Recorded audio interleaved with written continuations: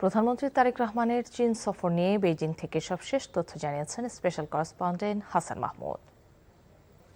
প্রধানমন্ত্রী তারেক রহমান আজকে গুরুত্বপূর্ণ বৈঠক করেছেন।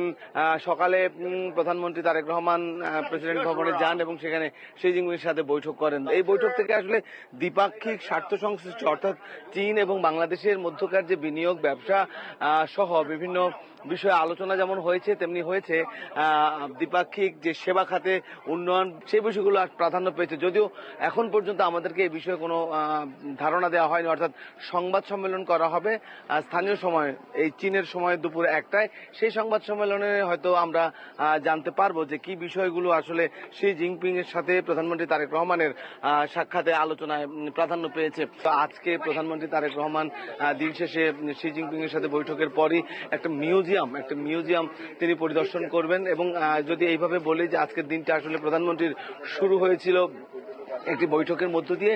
সেই বৈঠকটি ছিল মূলত পিপলস পার্টির যে সদস্যরা আছে, তাদের উচ্চ পর্যায়ের যে দলীয় প্রতিনিধিরা আছে, তাদের সাথে প্রধানমন্ত্রী তারেক রহমান বৈঠক করেছেন এবং তারপরেই কিন্তু শি জিনপিং এর সাথে বৈঠক অনুষ্ঠিত হয়েছে। কি ধরনের আলোচনা হয়েছে, কি ধরনের সমঝোতার স্মারক বা নতুন কি দিগন্তের উন্মোচন হয়েছে, সেটি আপনাদেরকে জানাতে পারবো সংবাদ সম্মেলনের পর। বেইজিং থেকে হাসান মাহমুদ।